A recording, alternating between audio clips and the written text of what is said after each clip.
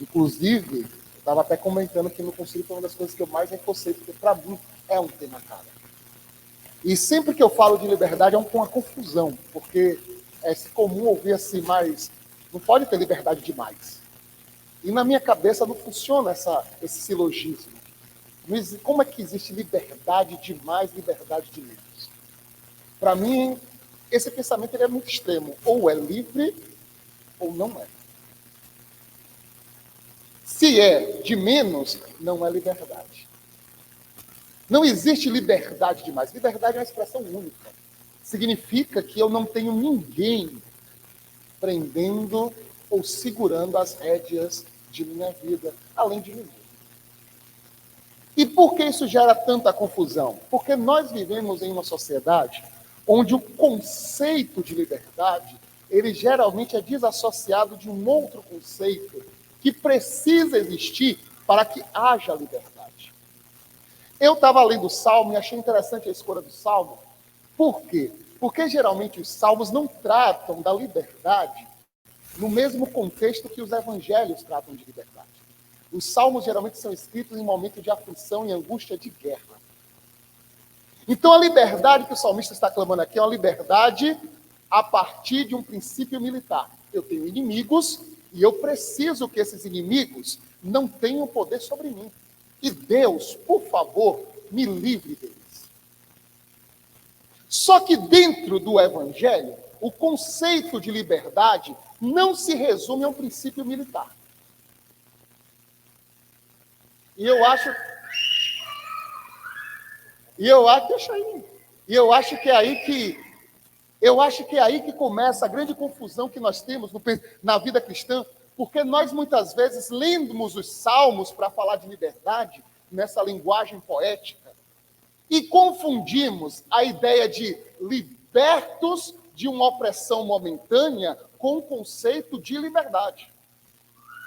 Nem sempre a libertação de algo momentâneo consiste em um princípio de liberdade. Vou dar um exemplo. Eu, como na área de história, eu tenho uma grande resistência aos conceitos de revolução. Porque toda vez na história que você tem um ato revolucionário que muda algum sistema, geralmente o ato revolucionário é acompanhado de um novo sistema opressor. O revolucionário de hoje, às vezes, é o ditador de amanhã. Aquele que promete a liberdade hoje é aquele que cria os parâmetros para controlar a liberdade de amanhã. Isso é um ciclo na história. Olhe na história, todo mundo que lutou pela liberdade libertou do sistema anterior e um novo sistema veio e pum, agora é do nosso jeito, é assim que funciona.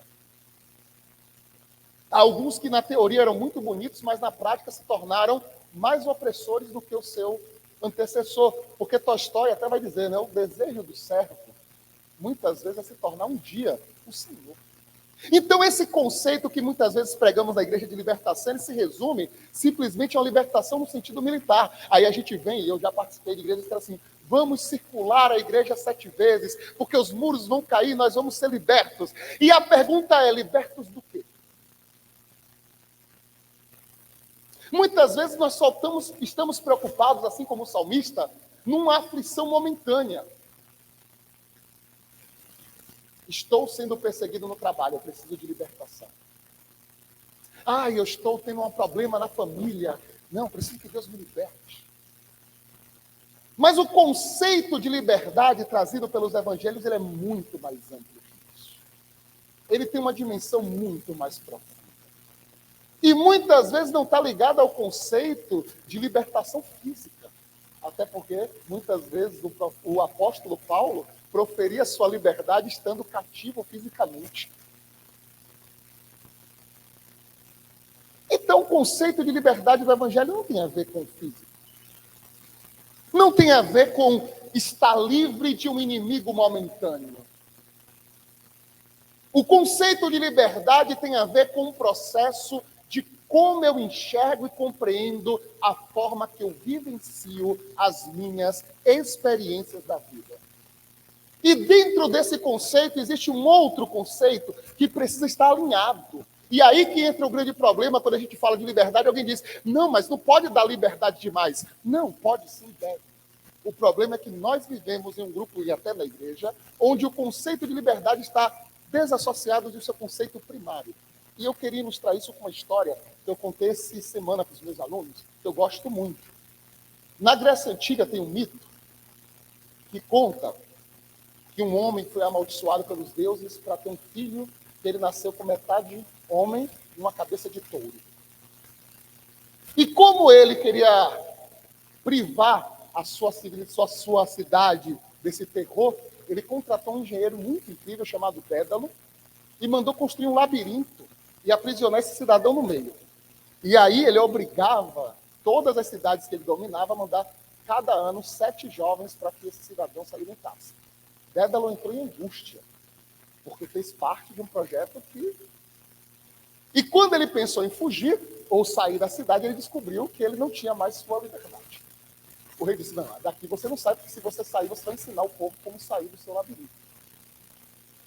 E aí prendeu Dédalo no próprio labirinto. Só que Dédalo, muito safo, foi juntando algumas penas com seu filho Ícaro, colocou um pouco de cera de abelha, grudou nas penas e conseguiu fazer um mecanismo e voou. Só que antes de voar, ele olhou para o seu filho Ícaro e disse assim, Ícaro, nós vamos fugir de Creta. Só que você não pode voar muito alto, porque se você chegar perto do sol, a cera vai derreter. E você vai cair no mar e vai morrer afogado.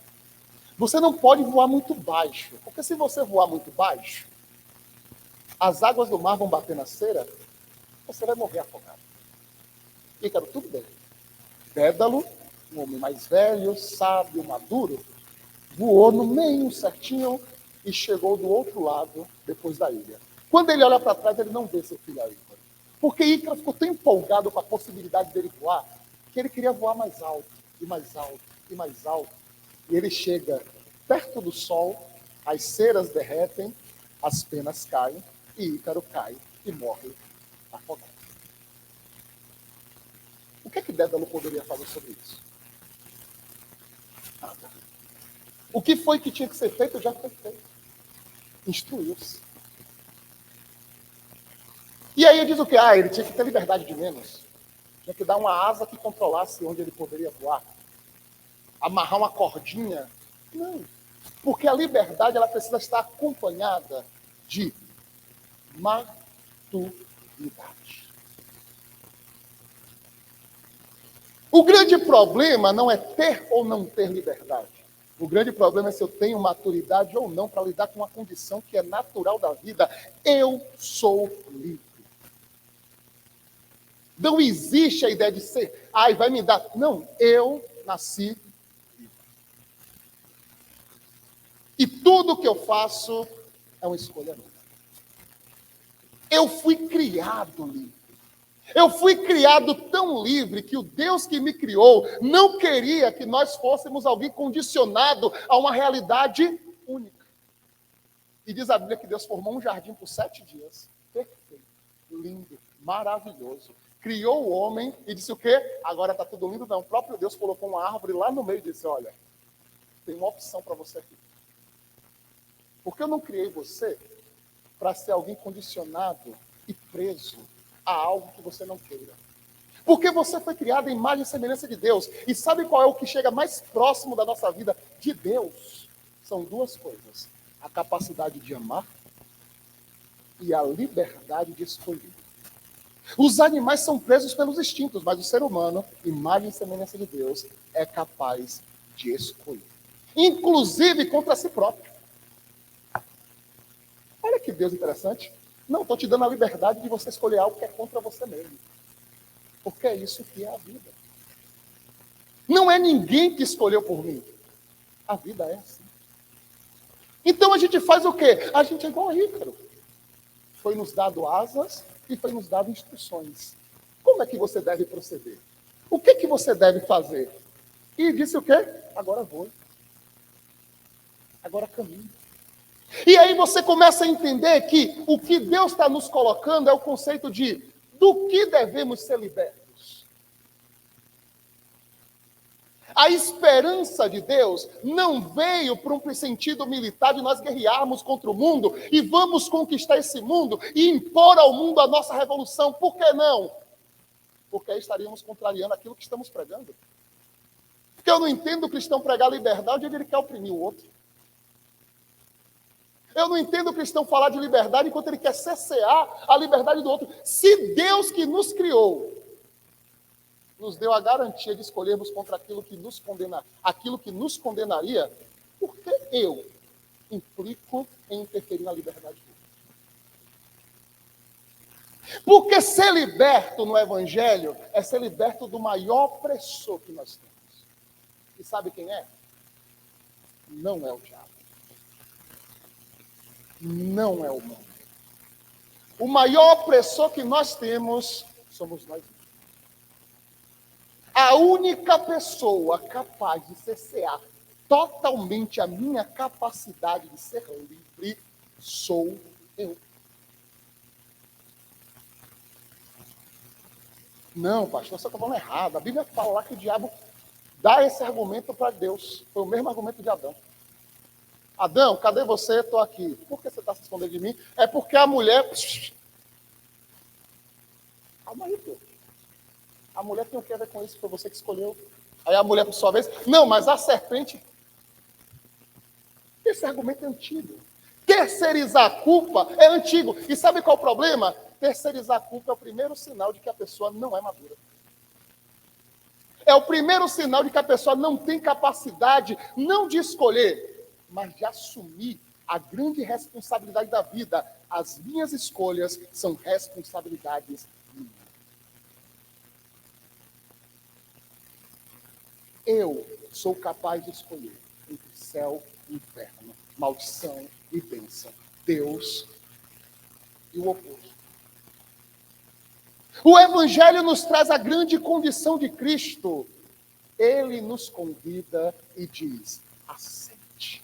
Mas cabe a nós aceitarmos. Nós não estamos em uma empreitada militar contra o mundo, mas estamos em um caminho onde precisamos aprender a construir uma consciência da vida, onde eu entendo que tudo que eu vivencio está ligado diretamente ao poder que Deus me deu de conduzir minha própria vida. E eu acho bonito porque isso vem desde o início do ministério de Jesus. Jesus não ficava em ambientes onde ele não era aceito. Numa cidade, estão tentando me matar? Eu vou para outro lugar. Não querem, me querem. Eu acho engraçado que nós estamos muito mais dentro de uma visão militarista, achando que o nosso conceito de liberdade é uma empreitada militar contra o mundo. Nos últimos anos eu ouvi tanta coisa sobre isso. Não, porque nós temos que conquistar o mundo. Sabe como é que conquistando o mundo? Sabe como é que conquistamos o mundo? Olha no espelho e conquista primeiro esse mundo que você está vendo no espelho. Esse grande universo complexo, cheio de dúvidas, inquietações, e que muitas vezes não sabe nem para onde está indo. Esse mundo é o primeiro ministério que você tem que conquistar. Esse mundo que impõe certeza para os outros, mas às vezes deita no travesseiro e diz, o que é que eu fiz da minha vida? O que será daqui a um tempo? Não sabemos nem a nossa projeção de futuro. Deus nos convida a um processo de enfrentamento, não com o mundo, mas com o ser que está habitando aqui dentro, e que muitas vezes é incapaz de reconhecer a sua responsabilidade sobre a vida. Que muitas vezes é incapaz de reconhecer que o motivo dele ceder à árvore da tentação não é o diabo, mas é a sua incapacidade de entender que ele é incapaz de escolher o que é correto. Sabe qual é a maior habilidade do ser humano? É a capacidade e a humildade de reconhecer que eu sou incapaz de saber o que é bom para mim mesmo. Tem uma história que sempre eu conto para os meus alunos quando tem alguém muito orgulhoso, né? Sempre tem na sala um menino muito orgulhoso, e adolescente você não pode dar muita bronca. Adolescente ele tem um botãozinho assim. Primeira frase da bronca ele desliga. Aí eu sempre gosto de contar uma história e deixar que o menino fantasia, né, de se colocar. Aí eu falo, conta assim, tem um marinheiro muito experiente, um almirante, poderosíssimo. E ele está fazendo uma navegação de teste com um navegueiro militar, um grande porta-aviões. E do alto ele vê a lanterna de um outro barco que estava na sua rota. Como almirante, o timoeiro diz assim: Senhor, vamos desviar a rota? Não, nós somos um porta-aviões. Mande uma mensagem para o barco e diga a eles que eles têm que mudar de rota. E aí ele manda uma mensagem, né? Olha, aqui é um porta-aviões da Marinha e nós precisamos que você mude de rota. Do outro lado do rádio, uma voz diz: nós não podemos mudar de rota. Aí o almirante fica pior. Como não pode mudar de rota? Diga a ele que isso é uma ordem direta. Se ele não mudar de rota, abriremos fogo. Ele fala: olha, nós precisamos que você mude de rota, senão nós abriremos fogo. E a voz diz: nós não podemos mudar de rota. Quando ele fica impaciente, ele diz: olha, diga a eles que eles têm 30 segundos, senão nós iremos cumprir nossa promessa. E quando manda a mensagem, a voz do outro lado diz: nós não podemos mudar de rota. Isso não é um barco, é um farol. Porque é isso que o orgulho faz. Quando somos incapazes de reconhecer a nossa própria limitação, nós encaramos o mundo como um grande inimigo e ficamos enfrentando monstros e desafios que nem existem. E não conseguimos olhar pelo caminho que nós estamos trajetando. E sempre responsabilizando o outro por aquilo de ruim que está acontecendo em nossa vida. Em vez de caminharmos como peregrinos para o céu, estamos igual Dom Quixote, encontrando dragões e gigantes em todo canto, mas não conseguiram perceber que são apenas moinhos de vento que fazem parte do cenário e nunca vão sair de lá. E se não vão sair de lá, quem tem que mudar sou eu. E eu acho bonito porque é esse conceito que Jesus quebra. Porque sabe qual era o Messias que estava esperando? Estava esperando um grande Messias militar. Os judeus estavam esperando que Jesus viesse com cavalos e sentasse, enfrentasse Roma. Inclusive, alguns dos discípulos estavam até armados, já esperando o momento certo de, quando a gente tomar conta, a gente vai quebrar tudo, a gente vai ser livre. Isso era um pensamento tão forte neles que uma vez eles foram pregar em Samaria e disseram assim: e se ninguém quiser ouvir? Ninguém quis ouvir a gente. Aí um disse: o Senhor não quer que a gente ore para que Deus mande anjos, toque fogo em todo mundo? Eu disse: calma, espera lá, não é assim não. Se ninguém quiser te ouvir, bate a poeira dos seus pés, para que sirvam de pessoa, que sigam seu caminho em paz. Eu acho que o mais incrível é disso: em paz? Mas é o reino de Deus. Mas o reino de Deus ele não veio como uma força militar para libertar de opressões momentâneas. O reino de Deus veio com um propósito muito maior: fazer com que vidas descobrissem o quanto elas são livres e responsáveis pela sua própria existência.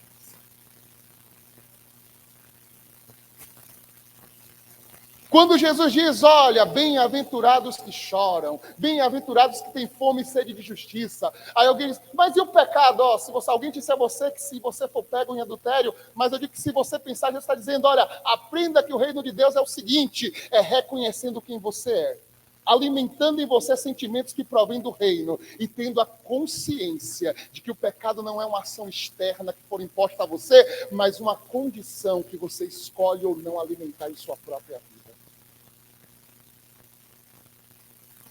E aí a gente vive, muitas vezes, um conceito assim: olha, tem que impedir o povo de fazer, porque se deixar fazer, meu irmão, se não fizer e for algo que eu alimento dentro de mim, eu ainda sou aquele imaturo que não sabe o que é liberdade. Porque o ato de não fazer não muda nada. O ato de não estar praticando não interferiu em nada. É isso que Jesus vai dizer: eu nunca matei ninguém, mas odiou seu irmão tanto que a sua emoção, se ela se materializasse, ela mataria. Eu acho bonito que eu estava lendo um texto da pastora Viviane Araújo, que mexeu muito comigo, principalmente pela fala dela do seguinte: ela começou a pesquisar no Rio de Janeiro uma facção criminosa que tem no Rio de Janeiro, chamado PCP, Terceiro Comando Puro, que é uma facção que se identifica como facção evangélica, e o líder da facção é um pastor ordenado por uma igreja. lá no Rio, domina o complexo de Israel.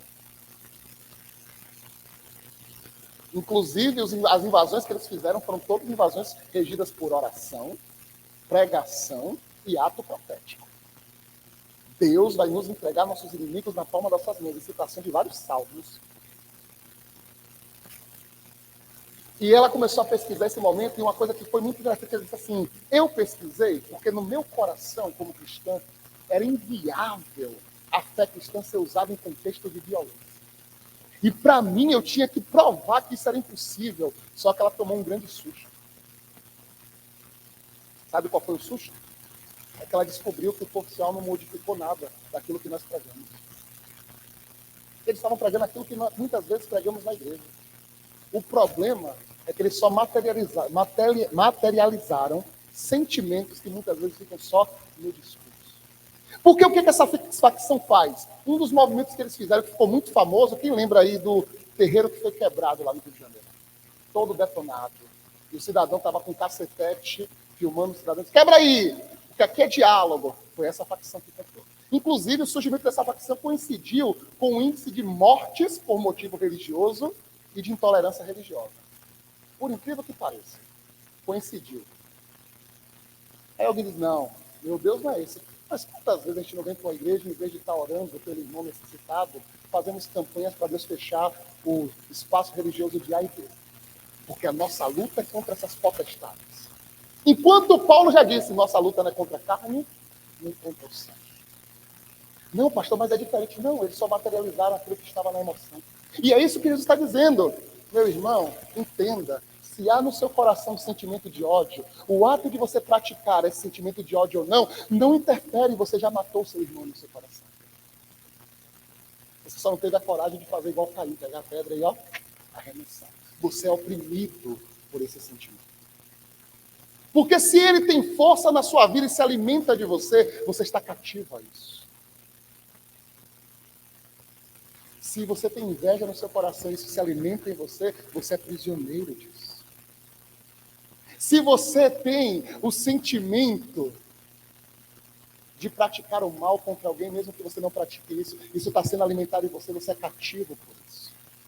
E muitas vezes nós colocamos, mas eu não faço nada, porque aí tem uma frase muito de cristão, né? Porque se não fosse Deus na minha vida... Não é assim, não? Diga se não é. Ele dê graças a Deus que eu sou crente. Porque se não fosse Deus na minha vida... Fala que é muito pequeno.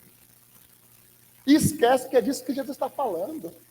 Lutando pela liberdade contra o mundo, enquanto dentro de você tem um pequeno ditador dizendo, olha, eu quero que você haja assim. Você tem que dizer, e Jesus está dizendo, eu quero um coração transformado. Que não é tentado pelo sentimento do conhecimento do bem e do mal, que não é tentado pela ambição de ser igual a Deus, mas quer ser uma criatura redimida e que tem um coração aberto para redimir outros. Perguntaram a Jesus, Senhor, o que devemos fazer para alcançar a vida eterna? Qual é o grande mandamento? Ele diz, vocês sabem qual é. Me digam. Amarás o teu Deus acima de todas as coisas e ao teu próximo como a ti mesmo. Mas não satisfeitos falaram, mas nos diga quem é o nosso próximo. E vocês viram aqui a ensinação dos adolescentes. Jesus diz, olha, samaritano, que vocês cospem, vocês xingam, vocês desprezam, ele é o próximo. É tão terrível no texto que eles nem dizem, né? Jesus fala, quem foi o próximo? Aí diz assim, aquele que ajudou, porque dizer o nome de samaritano é... Jesus disse aí. Ele se aproximou muito mais do reino de Deus do que você que ainda não entendeu o que é ser livre pelo Senhor. Porque a esperança que habita em nós não é a esperança de um dia sermos exclusivos. É a esperança de um dia sermos unidos no amor de Deus.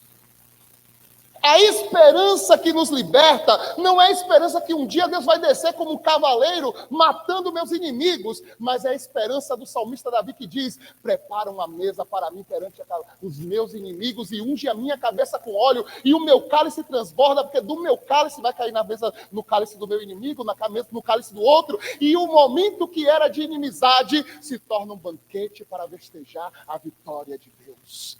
A esperança que nos enche é aquela que o profeta diz: e suas espadas serão convertidas em foices, e seus machados em enxadas, e sentarão debaixo da figueira e debaixo da videira, e lerão os mandamentos do Senhor, porque Deus não quer guerra.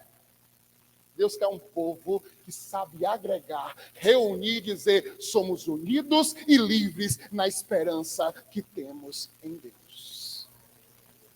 É isso que Deus quer. Por isso que quando eu leio os Salmos, eu sempre ressignifico, porque eu falo assim: meus inimigos, quem é meu inimigo? Sou eu. Quem são aqueles que intentam contra mim? É eu mesmo. Porque quando eu tenho consciência de mim, a palavra dos outros não me interfere. Quando eu tenho consciência de mim mesmo, eu sou igual a Pedro. Importa é agradar a Deus e não a homens. Quando tenho consciência de mim, eu sou igual a Paulo. Minhas leves e momentâneas tribulações não me afastam do peso de glória que Deus tem preparado para mim. Porque quando eu estou firmado em Deus, eu estou firmado lá em Romanos 8. O que me afastará do amor de Deus? A peste, a tribulação, a violência, o homem mau, a morte? Nada me separará do amor de Deus que está em Cristo Jesus. E é este amor que me liberta. É bonito cantar "O Nosso General é Cristo", mas entenda que Jesus não veio para ser um general lutando contra o mundo, mas Jesus veio para ser aquele que se torna o caminho para que nós encontremos a Deus. É isso que Jesus frustra. É isso que os reis, os magos, não entenderam logo de primeira. Souberam que viria um rei. Qual a coisa que eles são? Busca de um rei militar e político. Chegam em um palácio e dizem: viemos adorar o rei. Mas o rei não estava lá. Onde é que o rei estava? Numa manjedoura, onde animais poderiam estar dentro. Onde pastores, que muitas vezes eram estrangeiros, poderiam estar dentro. Onde magos, zoroastros poderiam estar lá também. Onde aqueles que muitas vezes não são bem-vindos nessa nação cristã exclusivista, que entendem que são exclusivos do Senhor, não podem estar. É neste ambiente que o Rei dos Reis nasce. No ambiente onde não há exclusões. No ambiente onde a liberdade reina de forma plena. Não é liberdade de mais nem de menos, é liberdade. Eu fico imaginando assim: o Rei dos Reis está onde? No lugar onde a ovelha não é comida. Ela é adoradora. Onde o boi não é o alimento do churrasco do rei, mas ela está lá como adoradora. Onde o pastor não é mais servo, mas é convocado pelos anjos para se tornar adorador. É onde magos zoroastros não são julgados pela sua crença religiosa. Porque é uma coisa que a gente não para prestar atenção. Os magos não eram judeus. Vieram da Pérsia. Magos zoroastros que estavam atrás da reencarnação de Zaratustra. Mas estavam na presença do rei, com a liberdade para adorar. E não foram constrangidos por essa presença. Eles foram convocados, atraídos. Isso é bonito, né? Eles foram atraídos do outro lado do mundo por uma estrela que dizia: venha, tem espaço para você aqui onde o rei está. Sabe o que nós temos que ser? Essa estrela que atrai. Nós temos que ser tão livres que a nossa liberdade brilhe e atrai outros para dizendo: eu também quero estar lá adorando.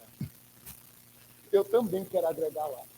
E quando chega aqui na porta, não há limites para reis, mas há espaço para entrar e dizer: venha, porque todos que entram por essa porta se tornam adoradores. Todos aqueles que são atraídos pela graça se tornam adoradores. Todos aqueles que começam a ter em seu coração a mesma esperança que nasceu no coração dos apóstolos, podem declarar que são adoradores. Tem um eunuco caminhando a sua carroça. É interessante essa colocação, porque Filipe estava de pé e o eunuco estava numa carroça caminhando, e a Bíblia diz que Filipe se pareia a carroça. E às vezes, quando você para pensar nessa história, você pensa: o que ele estava fazendo? Olha que coisa, ele estava correndo. O camarada na carroça, ele correndo do lado: e aí? Está entendendo aí que você está lendo? E o cara, a carroça andando. Eu não tem ninguém que me explique. Ele diz, ó, eu tenho como te explicar. Ele, para aí, me explica. E quando termina a explicação, a fala mais bonita é assim, o que me impede de ser batizado? E Filipe olha para ele e diz, não. Porque se você entendeu o amor de Deus que nasce de Jesus Cristo, você é verdadeiramente livre. E nada mais te aprisiona. E ele diz, aí está a água. E Filipe diz, aqui está o batismo. Venha para o meio. Entre nesse espaço e se torne adorador. O que nos impede é a nossa própria consciência. O que nos impede é a nossa incapacidade de enxergar Jesus na plenitude que ele é. O que nos impede é quando nós olhamos para Jesus e a única coisa que conseguimos projetar nele é a nossa incapacidade de sermos livres. Queremos responsabilizar o outro por sermos como Ícaro. Aí eu escuto, porque eu lembro, né, quando eu cheguei na Sião, a primeira coisa que eu ouvi do pastor disse é que ser batista é você ser livre. E você tem que assumir o que você fala, porque é isso que é a igreja batista. E é engraçado que algumas pessoas vieram para a Sião e chegavam assim, não, mas a Sião é muito, as coisas muito soltas. Eu gostava da minha antiga igreja, porque lá era mais... Aí eu parava assim, então você não gostava de ser, você gostava de algo que não dava em você. Por que esse indivíduo é assim? Porque ele quer culpar alguém por ele ser igual a Ícaro. Eu preciso de alguém para culpar quando eu chegar perto do sol, por causa da minha imaturidade, e morrer. E aí eu posso dizer, olha, porque a igreja não fez o que deveria fazer. O pastor não me cobrou. Não, pastor. Não é assim que vive o evangelho. Você é livre. As orientações são dadas. A palavra está nas suas mãos. A mensagem é ministrada todo domingo. Os grupos estão acontecendo. Uma conferência dessa, acho que os irmãos já ouviram quinta, sexta. Tanta mensagem de restauração, tanto conselho do Senhor. Saia daqui e tome isso como posse para dizer, eu sou livre para resplandecer o reino de Deus e me tornar um agregador desse reino. Sabe qual é a coisa mais bonita? É quando a liberdade chega a tamanha, mas a tamanho que deixamos de nos preocupar com as multidões e começamos a nos preocupar com aqueles que deixaram de ser excluídos. Quando deixamos de nos preocupar se a igreja está cheia ou vazia, mas nos preocupamos se aquele que veio foi realmente transformado. Quando nos deixamos nos preocupar se quem vai vir é alguém famoso ou não, mas começamos a nos preocupar, será que o lugar que nós vamos hoje vai promover a libertação que precisamos? Porque muitas vezes estamos igual a multidão que apertava Jesus. Querendo um espaço de celebridade, um espaço de estrelismo, tocar no Senhor para ser visto na multidão e dizer, olha Jesus, estou aqui acompanhando você. Mas no meio de uma multidão que aperta Jesus é uma excluída social que chama a atenção dele. E ele diz, de mim saiu virtude. Não, mas todo mundo estava te tocando, eu sei. Tinha uma multidão aqui. Todo mundo queria se aparecer. Mas alguém encontrou em mim o real sentido de estar em minha presença. Alguém encontrou em mim o real sentido que é o quê? Ser livre daquilo que te oprime. Eu senti virtude saindo de mim. E a mulher que agora sentia-se escondida, tocou em Jesus escondido, teve a ousadia de dizer,